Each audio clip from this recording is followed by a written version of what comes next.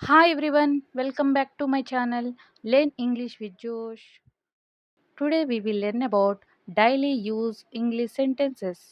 If you are new to this channel, please like and subscribe. Let's start.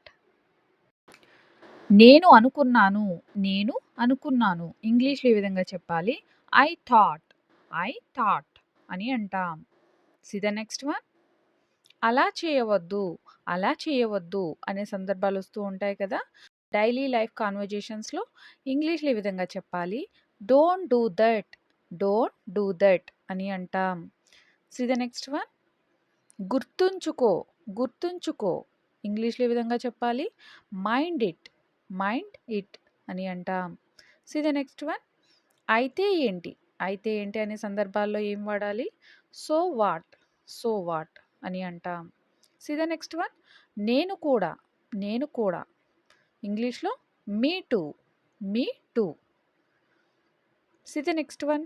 బలమైన కోరిక. బలమైన కోరికని ఇంగ్లీష్‌లో ఈ విధంగా చెప్పాలి. Strong desire. స్ట్రాంగ్ డిజైర్ అని అంటాం. See the next one. వేగం తగ్గించండి. వేగం తగ్గించండి. ఇంగ్లీష్‌లో slow down. Slow down. See the next one. బయటకు త్రోయు. బయటకు త్రోయు. ఇంగ్లీష్‌లో ఏ విధంగా చెప్పాలి? Push out. పుష్ ఔట్ అని అంటాం. See the next one. క్రింద కూర్చో. క్రింద కూర్చో అనే సందర్భాల్లో ఇంగ్లీష్‌లో ఏ విధంగా చెప్పాలి? SIT down. సిట్ డౌన్ అని అంటాం. See the next one. లేచి నిలబడు. లేచి నిలబడు అని చెప్పడానికి ఇంగ్లీష్‌లో stand up. Stand up. Stand up అని అంటాం. See the next one. ముందుకు వెళ్ళండి. ముందుకు వెళ్ళండి ఇన్ ఇంగ్లీష్‌లో గో అహెడ్. గో అహెడ్ అని అంటాం. ఇప్పుడు కాకపోతే ఇంకెప్పుడు. ఇప్పుడు కాకపోతే ఇంకెప్పుడు. ఇంగ్లీష్‌లో ఈ విధంగా చెప్పాలి. If not now then what. If not now then what అని అంటాం. See the next one. అది ఎలా వివరించాలో నాకు తెలియదు. అది ఎలా వివరించాలో నాకు తెలియదు. I don't know how to explain that. I don't know how to explain that. See the next one. అతడిని ఎలా ఓదార్చాలో నాకు తెలియదు. అతడిని ఎలా ఓదార్చాలో నాకు తెలియదు అనే సందర్భాలు వస్తూ ఉంటాయి కదా! దీన్ని ఇంగ్లీష్‌లో ఈ విధంగా చెప్పాలి. I don't know how to console him. I don't know how to console him. Console అంటే ఓదార్చడం. See the next one. దీన్ని ఇంగ్లీష్‌లో ఎలా చెప్పాలో నాకు తెలియదు. దీన్ని ఇంగ్లీష్‌లో ఎలా చెప్పాలో నాకు తెలియదు. ఇంగ్లీష్‌లో ఏ విధంగా చెప్పాలి? I don't know how to say this in English. How to say this in English అని చెప్తాం. See the next one. ఏమీ జరగదు. బాధపడకు. ఏమీ జరగదు. బాధపడకు. ఇంగ్లీష్‌లో ఏ విధంగా చెప్పాలి? Nothing will happen. Don't worry. Nothing will happen. Don't worry అని అంటాం. See the next one. మేము ఇక్కడ కాసేపు విశ్రాంతి తీసుకోవచ్చా? మేము ఇక్కడ కాసేపు విశ్రాంతి తీసుకోవచ్చా? అని అడిగే సందర్భాలు వస్తూ ఉంటాయి కదా! డైలీ లైఫ్ కాన్వర్జేషన్స్‌లో దీన్ని ఇంగ్లీష్‌లో ఈ విధంగా చెప్పాలి. Can we rest here for some time? Can we rest here for some time? కాసేపు ఫర్ సమ్ టైమ్ అని అంటాం. See the next one. నేను చెప్పింది నువ్వు చేశావా? నేను చెప్పింది నువ్వు చేశావా? ఇంగ్లీష్‌లో did you do what I said? Did you do what I said అని అంటాం. See the next one. నేను చెప్పింది చెయ్యి. ఎందుకు అని అడగకు. నేను చెప్పింది చెయ్యి. ఎందుకు అని అడగకు.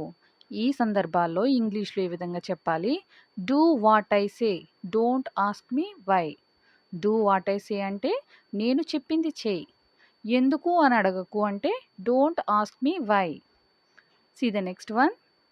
నాలాగా ఎవరూ బాధపడకూడదు. నాలాగా ఎవరూ బాధపడకూడదు. ఇంగ్లీష్‌లో ఈ విధంగా చెప్పాలి. Nobody should suffer like me. Nobody should suffer like me అని అంటాం. See the next one. చెప్పు ఇప్పుడు నేనేం చెయ్యాలో. చెప్పు ఇప్పుడు నేనేం చెయ్యాలో. Tell me what should I do now. Tell me what should I do now అని అంటాం. See the next one. ఇది ఒక మంచి అవకాశం.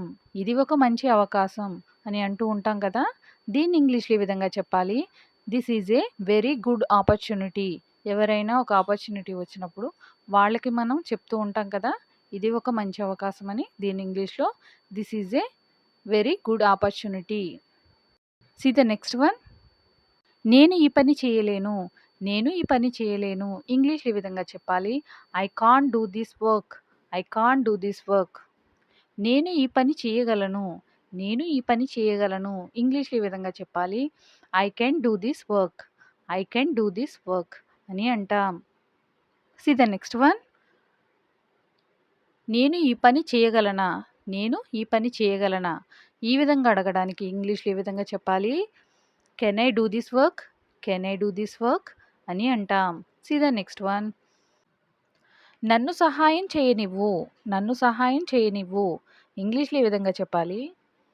Let me help you. Let me help you అని అంటాం. See the next one. నాతో ఎవరూ మాట్లాడరు. నాతో ఎవరూ మాట్లాడరు. ఇంగ్లీష్‌లో ఈ విధంగా చెప్పాలి. Nobody talks to me. Nobody talks to me. See the next one. నాకు కొంత సమయం ఇవ్వు. నాకు కొంత సమయం ఇవ్వు అనే సందర్భాలు వస్తూ ఉంటాయి కదా! దీన్ని ఇంగ్లీష్‌లో ఏ విధంగా చెప్పాలి? Give me some time. Give me some time. See the next one. అతడు ఏదో అన్నాడు. అతడు ఏదో అన్నాడు. ఇంగ్లీష్‌లో ఈ విధంగా చెప్పాలి. He said something. He said something. See the next one. అది తెరవకు.